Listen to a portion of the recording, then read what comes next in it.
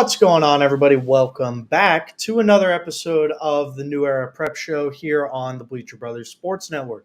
If you're new, I appreciate you for tuning in. If you're a returner, I appreciate you for tuning in. If you're my dad, I appreciate you for logging on three different devices to really boost my viewer count. But I'm your host, Christian Proscia, and we are just moments after the Heisman Trophy finalists were announced.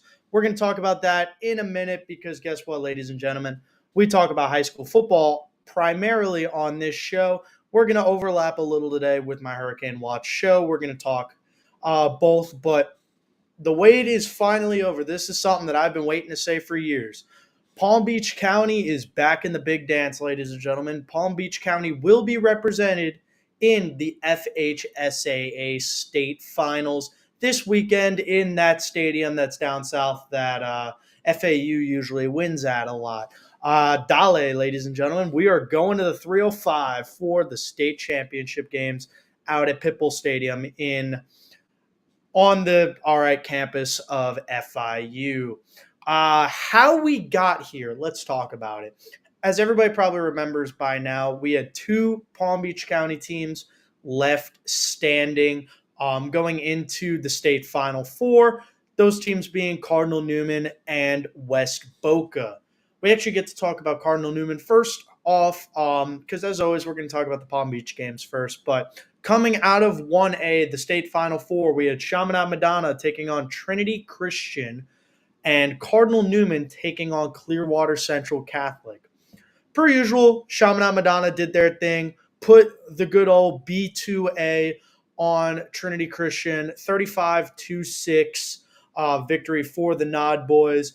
If you guys want to see a real cinematic recap of that game, tune into the New Era Prep Instagram account. My good friend Fenton Aristamene, Top Shot Files, put out a banger reel. Make sure you like, comment, repost on his reel because it was an absolute banger. But like I said, Chaminade Madonna defeated Trinity Christian.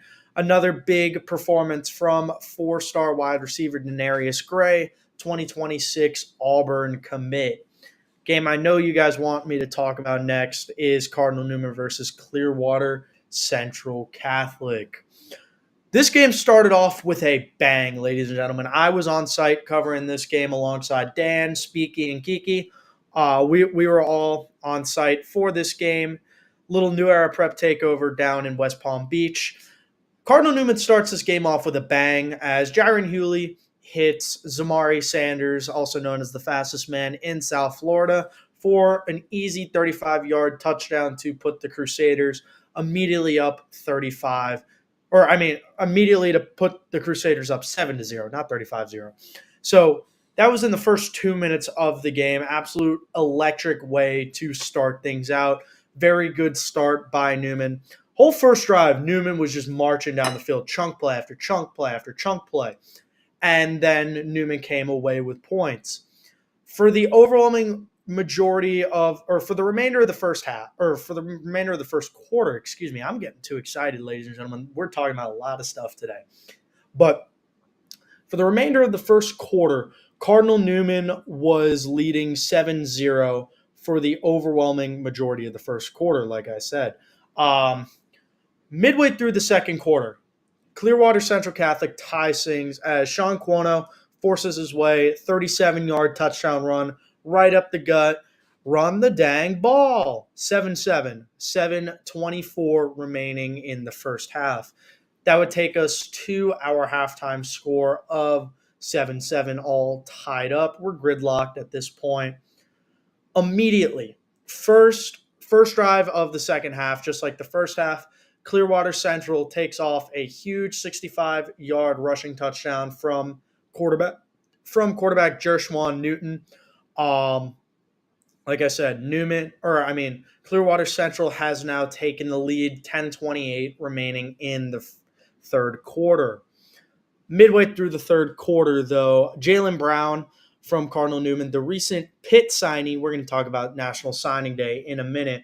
The recent Pitt signee puts down the shoulder after a very long Crusader drive, drives in, 2-yard Newman touchdown, 14-14 once again. that would be the remainder of the first. I mean, of really of the first or the second half. Excuse me. Um, Newman's defense, within a minute left of the game, holds strong. Fourth down stand for the Crusaders gets Cardinal Newman's offense back with the ball. They start to drive. They start to drive again, and then for whatever reason, I thought that Cardinal Newman was in kicker Jack Balo's field goal range. I've seen Jack Balo hit some very deep field goals. I thought from the range that he probably would have been lining up at, probably around a 45 to 50 yarder.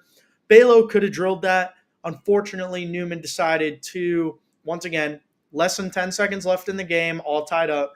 Newman tries to go Hail Mary, does not work out. We're going to overtime, ladies and gentlemen, for the second time in a calendar week, as everybody remembers. Atlantic versus St. Thomas, double overtime thriller. Clearwater Central ends up winning the overtime coin toss. They elect to start on defense. Cardinal Newman gets the ball. 2 plays later, Jiron Hewley keeps it himself, 7-yard rushing touchdown. Bang, Newman leads 21-14 following the PAT. 21-14 going into the second part of overtime. Once again, Cuono puts down his shoulder and just drives in for Clearwater Central Marauders touchdown. It is now 21-20. What does Clearwater Central Catholic do? They trot out the 2-point conversion team. They're going for the win, ladies and gentlemen. Clearwater Central tries to go for the win. Timeout Newman. Everybody go to your respective sidelines.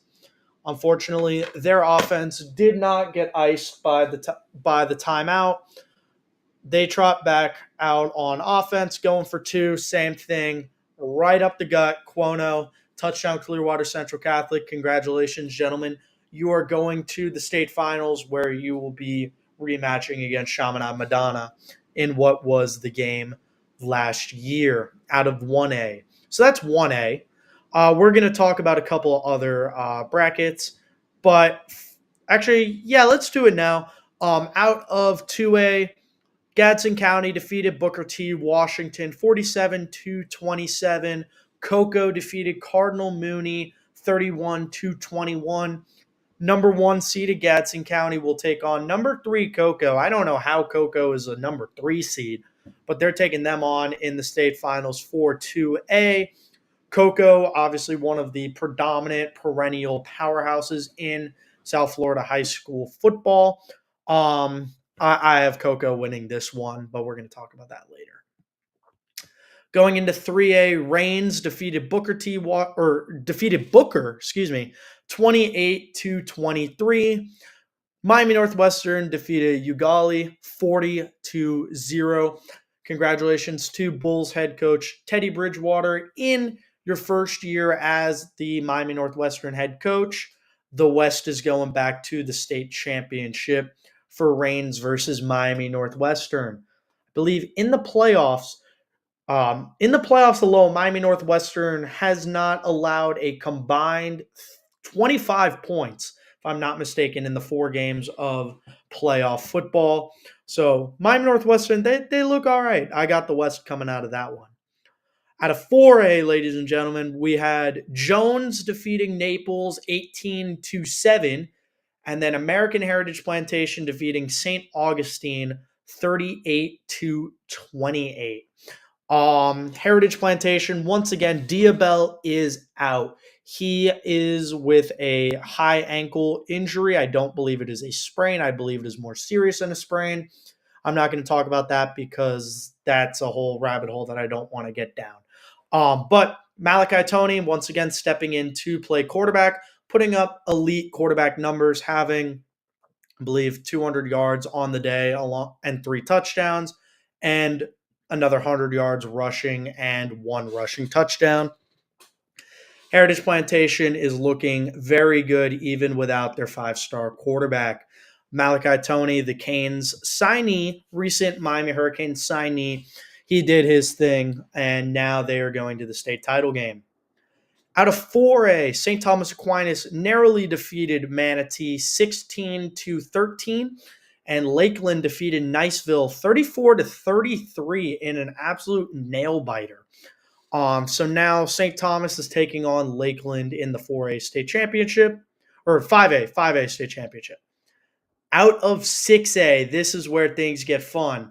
First off, Osceola defeated Buchholz 41-35. Isaac Edelman, former New Era Prep employee, was in attendance for this game, said that this game was absolutely electric.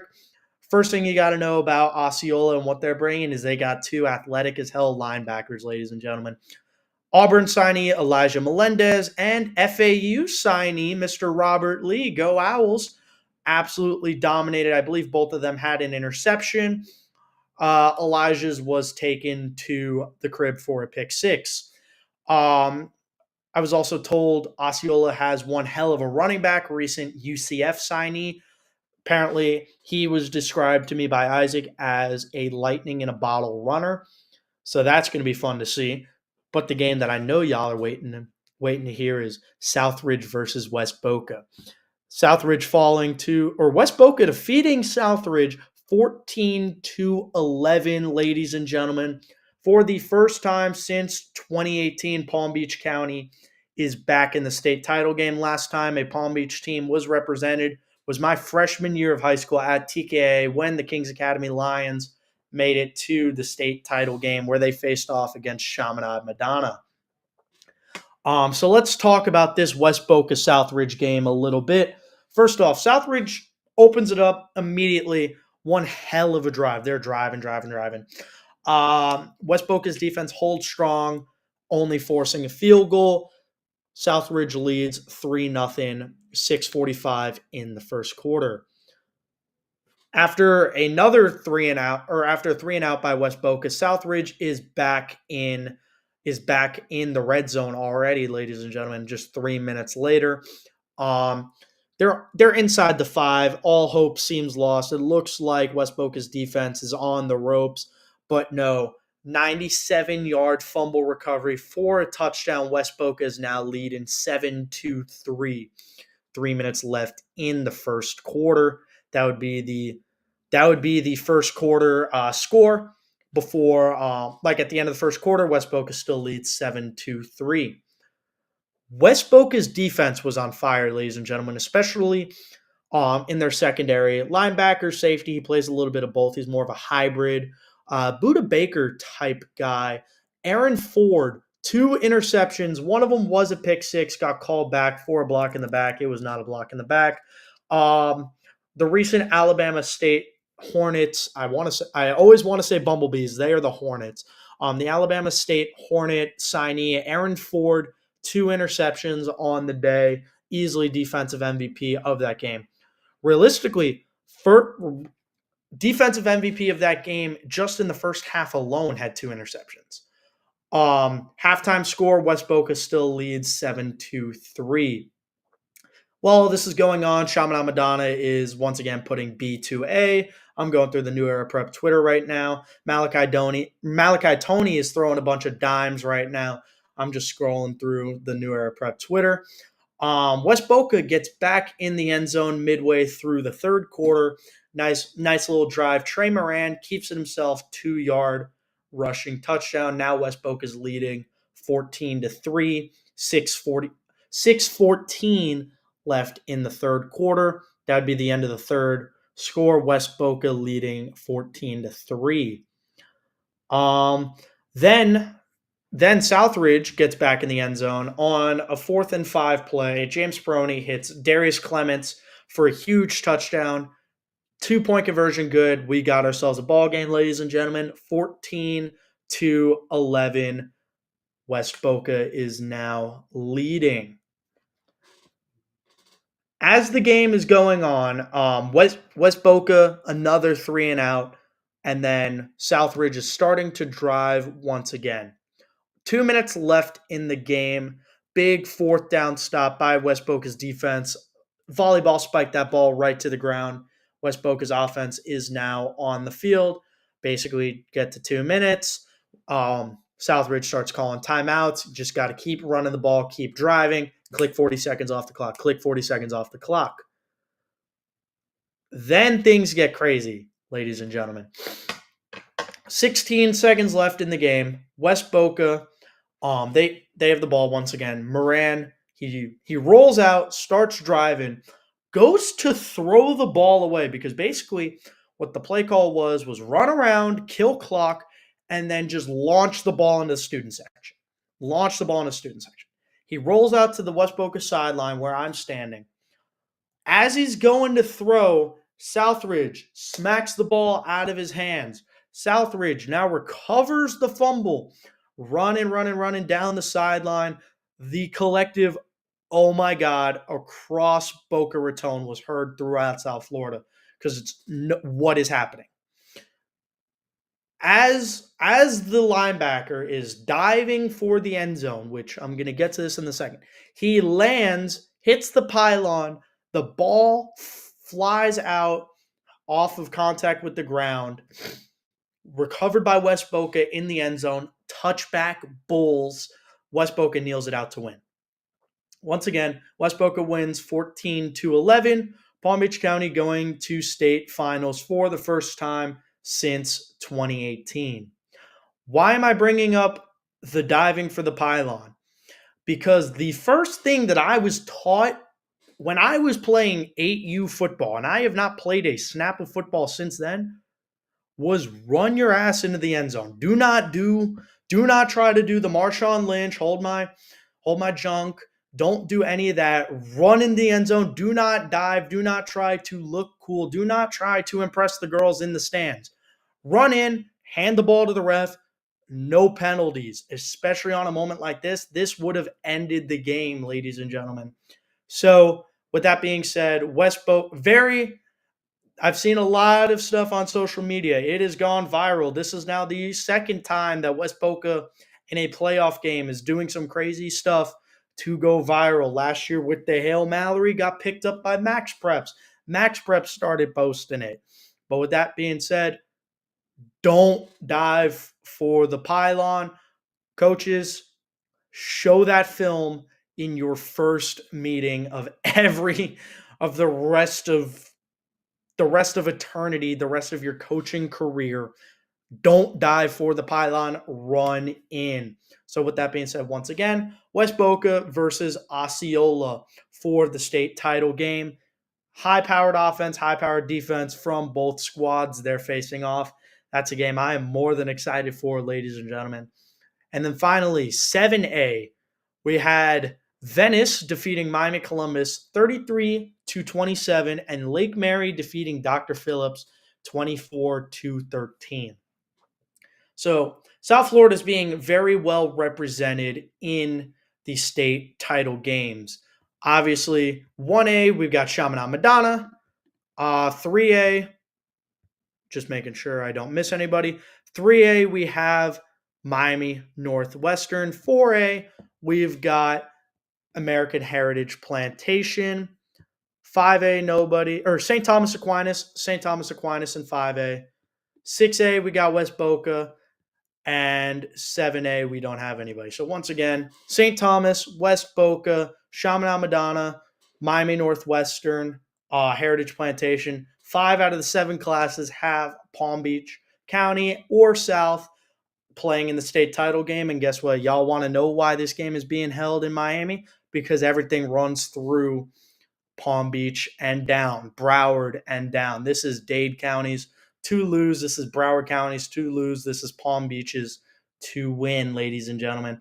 I just want to keep gassing up Palm Beach because, once again, congratulations to our friends at West Boca. And more importantly, on Sunday afternoon, so yesterday afternoon, at the Miami Dolphins versus New York Jets overtime thriller, both West Boca head coach Dylan Potts and Atlantic head coach Jamel Murray were honored by the Junior Dolphins, which is more of the high school, like the Dolphins high school community outreach. Both of them were honored as coaches of the week via prior selections earlier this year, and Coach Dylan Potts formally won the Coach of the Year award. So once again, congratulations to my friend Coach Dylan Potts. You have had one incredible past couple days, and it is more than earned. Third year as the Bulls head coach.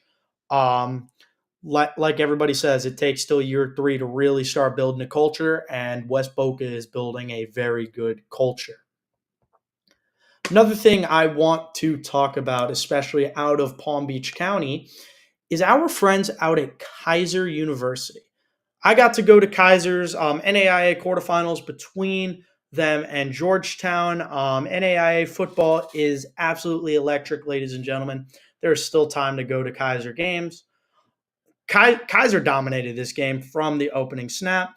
Kaiser quarterback Shea Spencer broke the program single-season passing touchdowns record. Congratulations to Shea.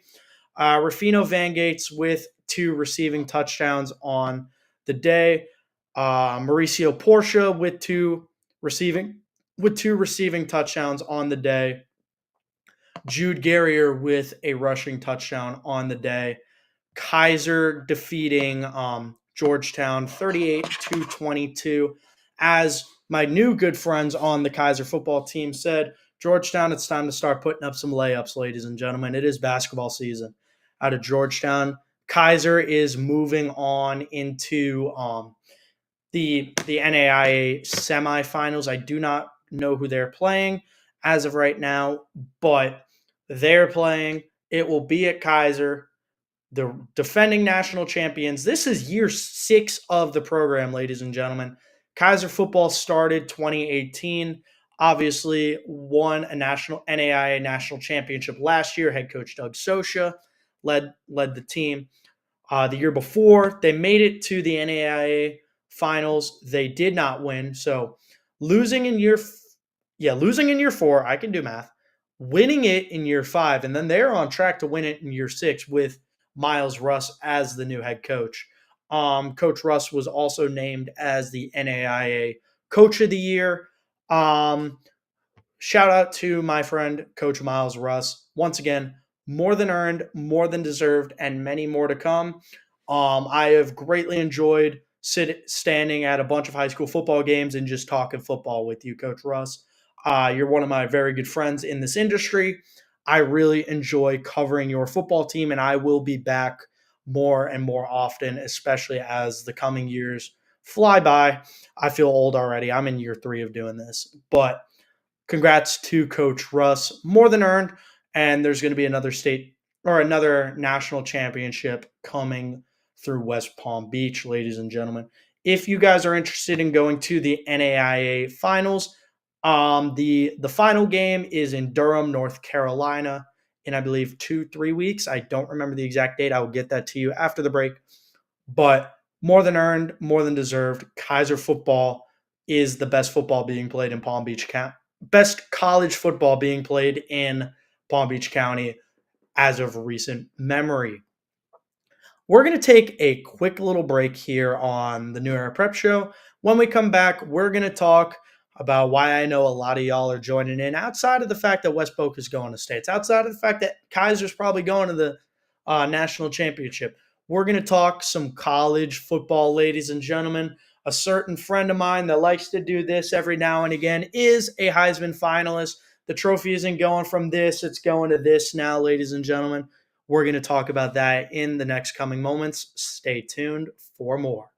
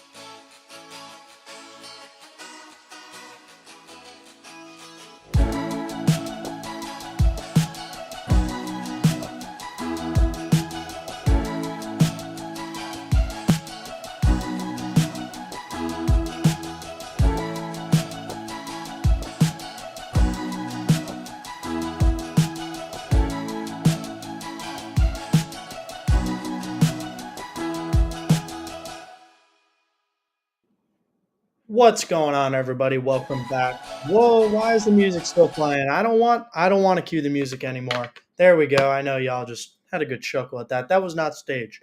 Welcome back to the New Era Prep Show here on the Bleacher Brothers Sports Network.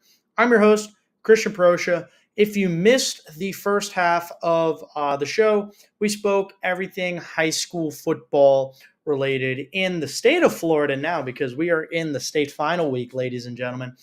We also spoke a little bit about our good friends down at Kaiser Football. Um, as the night is going on, next 30 minutes, we may be getting some announcements as far as who is winning certain Lou Groza Player of the Year high school awards. Those may be texted to me at some point, so I may stop what I'm doing. I don't know yet because you know how award ceremonies go. There is a lot of yapping, ladies and gentlemen. And my good friends out at ESPN West Palm, yes, I'm looking at you, Cade. Yes, I'm looking at you, theoretically speaking. And yes, I'm looking at you, Stone. You guys are yappers. Just kidding. I love all y'all. It's an absolute pleasure being able to work with you guys. But like I said, the award ceremony at some point. I may at least get one on the show today. I'm going to briefly mention it. Palm Beach Player of the Year per ESPN West Palm, Lou Groza Awards, Teddy Hoffman from Atlantic, Levi Champion from Kings, and Phoenix Dongia from the Benjamin School. Special Teams Player of the Year is Brogan Wober from Jupiter, Christian Clavijo from Santa Lucius, and Ethan D'Agostino from Palm Beach Central. Team of the Year, Cardinal Newman, West Boca, and Atlantic. And coaches are Coach Kenyon from Royal Palm, Coach Kevin Thompson from Palm Beach Central, and Coach Omar Hugabook from Glade Central. Those are the finalists as far as awards go with that. As far as the college kicker, we're not even going to talk about that because Andy Borregales still should have been a Groza finalist. Once again, how the hell are you going to have a kicker who is barely in field goal range the overwhelming majority of the time from poopy but Florida State University, as opposed to the nation's top offense, who's kicking 6-7 extra points a day and 1 to 2 field goals? Doesn't make sense. Don't want to get down that tangent, but we are going to talk college football. First thing we are going to address is our friends who have signed their national letters of intent to play college football at the next level. Early signing day or early signing period was last week from Wednesday to Friday. Is not considered National Signing Day. Let's go through the list of Palm Beach Treasure Coast guys I want to talk about. First and foremost, first guy immediately comes to mind, TJ Alford, linebacker from Vero Beach. Thought he was going to flip to Miami. He held strong with his commitment signed with the Ohio State Buckeyes. Damon Allen, defensive back West Boca, signed his letter of intent to FAU. Go Owls. Welcome to the family, Damon.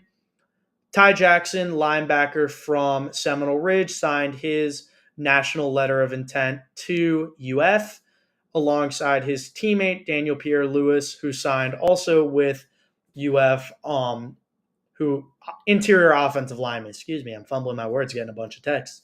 As we previously stated, Aaron Ford signed with Alabama State. Moist Paul, linebacker from Atlantic, signed with Concordia St. Paul. Jamar Browder, wide receiver from Santa Lucius, signed with Michigan. Also, Jamar recently just got named as a 4-star recruit via Rivals.com. Congrats to you, my very tall friend. Not allowed to say our nicknames on air because you came up with a very stupid nickname for me. Atlantic High defensive back Tavius Horn signed his letter of intent to East Carolina. Santa Lucius defensive back Caden Gordon signed with NC State. Spanish River offensive lineman Jack Taylor signed with Dartmouth. Nerd. Blake Wallace from Spanish River signed with Jacksonville State, the reigning Conference USA champions. Big flip up, first flip of the national signing period as four-star wide receiver from Palm Beach Central flipped his commitment and signed from Arkansas to Louisville. That's right, everybody. Bebo is going to Louisville. I'm very happy about that because I get to see one of my guys on a more recent or on a more regular basis. I don't know the last time anybody's ever been to Fayetteville, Arkansas. Sorry, guys, that do live out there, but it is much more accessible to go and fly into Louisville. His teammate, Nedrick Bolden, signed with Boston College. Congratulations to both Palm Beach Central wide receivers. Former teammate, Wade and Charles, I thought he was flipping, ladies and gentlemen. I thought he, with all of the things going on with UCF at the time, as far as the head coach opening, I could have seen multiple of UCF commits flipping their commitment. I could have seen Wade and Charles taking the Arkansas opening because, yeah, Arkansas had a receiver opening 20 minutes before his signing day. He ultimately stuck it out, signed with the Knights. Next morning, Scott Frost was rehired as UCF's head coach. Hopefully they can bring another national championship or maybe actually win a real one to Orlando, Florida. Taking things to Cardinal Newman, Brennan King signed with Southern Illinois, three-star edge rusher. Three-star running back Jalen Brown signed with Pitt. Three-star defensive back Zanai Scott signed with Illinois. His brother, Xavier Scott, just received first-team All Big Ten honors while at Illinois. So they got two Scotts out in Illinois, but not all they're getting, as Dylan Franchetti, three-star offensive lineman, flipped his commitment from FIU to Illinois. DeAndre Desner, four-star running back out of Atlantic, because Atlantic had two national signing days. DeAndre signed with West Virginia. Benjamin, out of Benjamin, Landon Rapkowitz, offensive lineman, signed with FAU, as well as his teammate Preston Douglas signing with NC State, and other teammate Josh Smith signing with Army.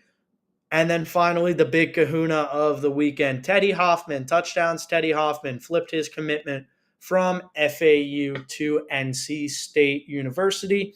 So that is right, ladies and gentlemen. We have three guys going to NC State. We have two going to FAU, one going to UCF. So there was and then as well two going to UF. But as far as everything Palm Beach and South, there was more Palm Beach County talent going to NC State as opposed to FAU, FIU, and Miami.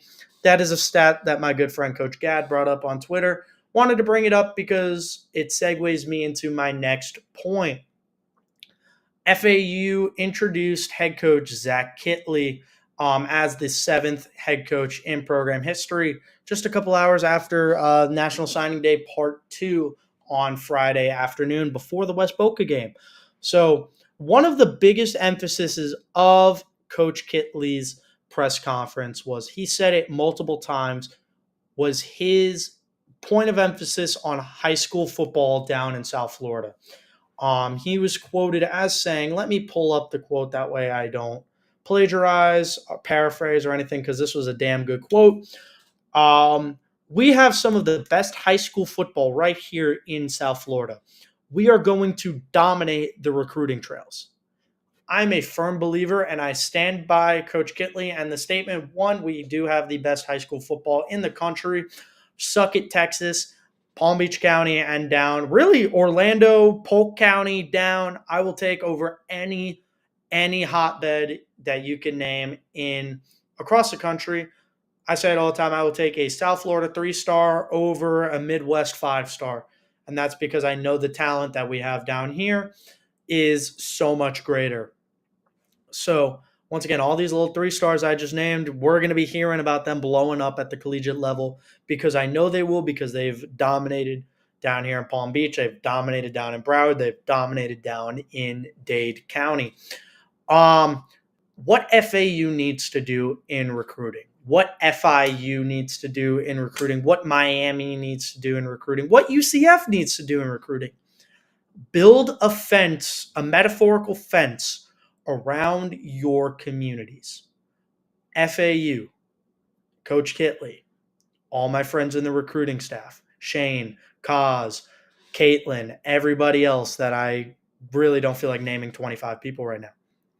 Build the fence around Palm Beach, build it around Broward, build it around Dade, and then venture into the northern parts of the state. There is no reason that Palm Beach County talent should feel like they should go somewhere else. We know who the guys should be going to the high majors, but there is no reason that we should be losing recruiting battles to fellow G5s. And I stand by that statement. I understand guys wanting to go, all right, hey, I'm a 4-star recruit. I want to go to Miami. But all it takes is a couple of these mid-tier tri-county guys staying home, building a culture of winning in the offense that I am now dubbing the Boca Blur offense. It is no longer the air raid. It is the Boca Blur Zach Kitley offense, ladies and gentlemen. We're going to see guys want to come to FAU. We need, every time we offer a kid, whether it is in high school or out of the portal, it is a full court press until that man puts a pen to paper, because no point should it be said that FAU, FIU, UCF, Miami, whoever, at no point should it be said that they got complacent in my recruiting and I did not feel wanted. That is my honest truth, and that's what I believe. Keep the talent local. The biggest recruiting pitch that we can give isn't the 1.8 miles from the beach. It isn't, yes, they are high school football dudes. They are high school dudes. The majority of this target audience is dudes. FAU should not be, we have very pretty girls that walk on campus, because yes, we do. But the biggest recruiting push needs to be, you get to play in front of mom. You get to play in front of grandma. Grandma does not need to fly across the country to watch me play football. And she maybe only gets to see me during a homecoming week or a bowl game or something like that. The mom and grandma should be in the stands every Saturday. Every home game they should be at. And I am a firm believer on that. Keep these kids local. And that is something that I truly do believe that we are going to do, because everywhere Coach Kitley has gone, he has brought local talent around him. So I know he knows what he's doing, but I'm just going to say it for all the people in the back. Keep our guys local, but most importantly, don't recruit stars, recruit a star. I should get that on a t-shirt and wear that everywhere, because that is my new life motto. Do not recruit based off of stars, recruit a star. Let him pass the eye test for you. Don't go off of what Rivals is saying. Don't go off of what 247 is saying. If you think he's a baller, offer the kid. If you think he can help your program, offer the kid. And most importantly, do not wait for other schools to offer in order for you to know if that kid is legit. Because at no point should it be said, I'm waiting out to see what other schools are offering him. Because I know damn well that there are a couple kids in Palm Beach, Broward, and Dade where if a high major, even an in-state school, if Florida State, Miami, or Florida offered a kid that I'm thinking of, I'm not going to name names. Y'all know who I'm talking about. I've had the conversation about multiple kids. But if they offered them tonight, within the hour, they would have an offer from FAU. Be the guy to start a kid's recruiting process. Be the school to give that kid the first opportunity to make that dream that we all had as little kids, 8 years old, 5 years old, whatever, putting pads on and a little bucket helmet on for the first time. I want to go play college football and I want to go to the league.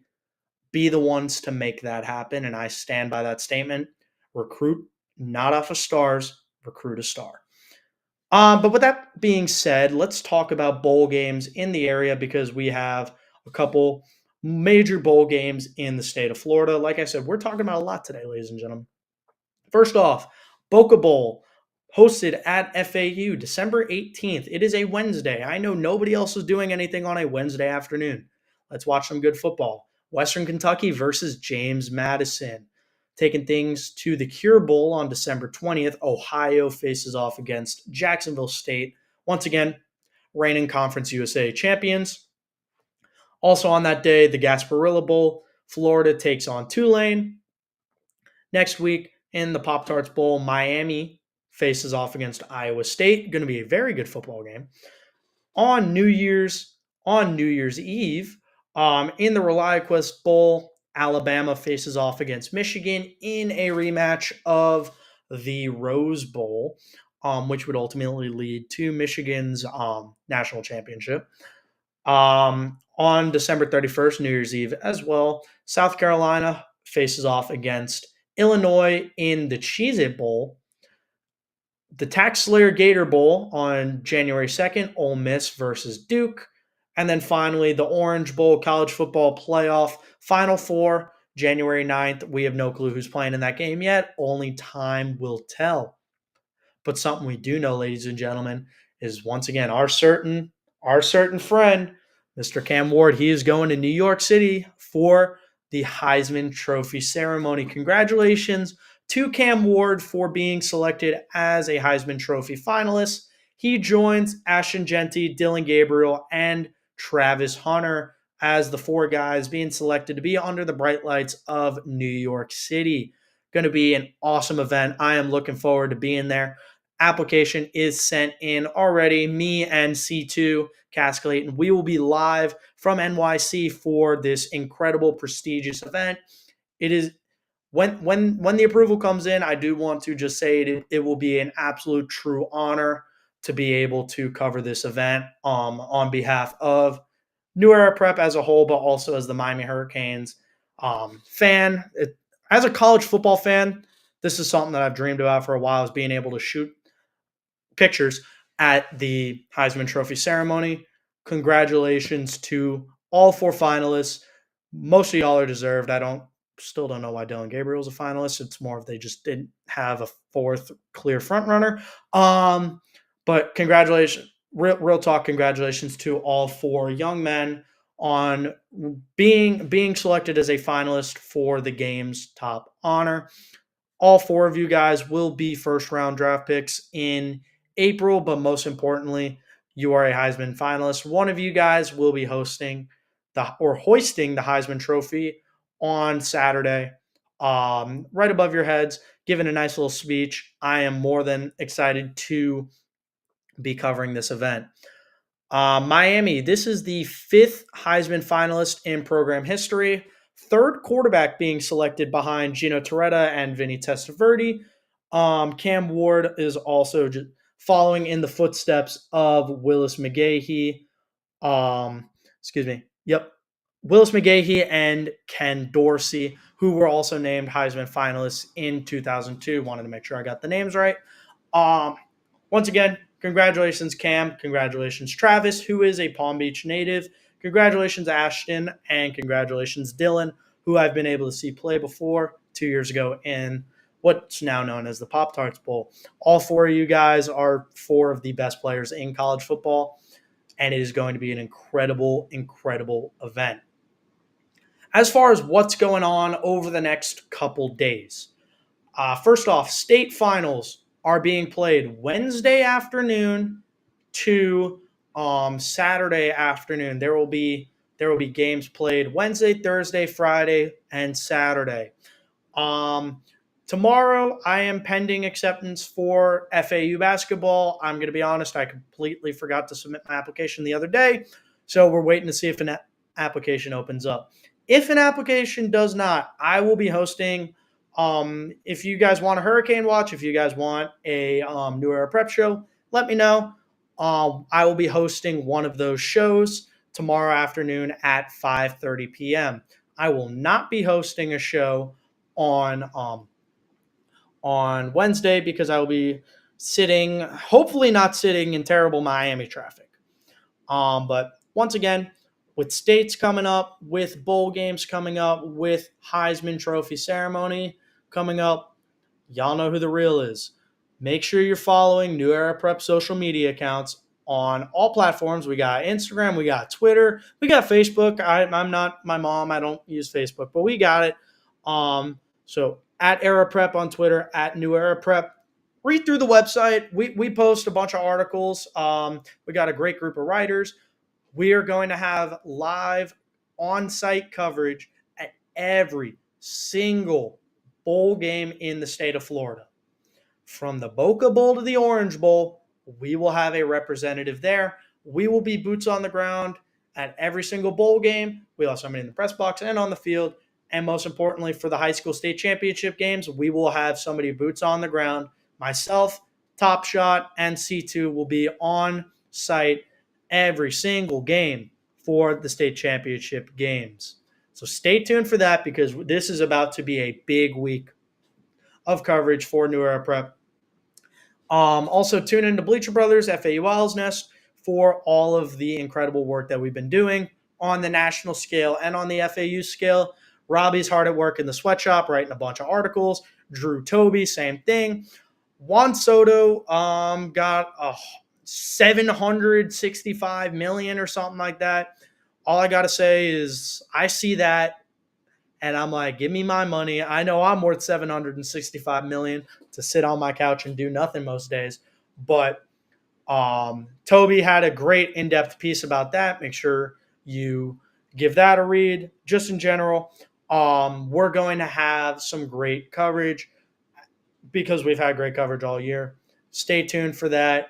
Be ready for that. Like, comment, share, everything, ladies and gentlemen. I appreciate y'all for tuning in right before Monday Night Football. I want to watch Monday Night Football, so I'm going to end this stream a couple minutes early. I appreciate y'all for watching. I love y'all for watching. I am so fired up to do this show every Monday, Tuesday, and Wednesday. This is one of the best parts of my day, and I appreciate you guys for always tuning in and giving me another platform to be able to boost these kids, talk ball, and most importantly, just have fun. Y'all know I run this thing like it's McAfee with sleeves. Unfortunately, I don't got the arms for tank tops, but I appreciate y'all. Hope you have a great rest of your night. See y'all probably tomorrow. Have a good one.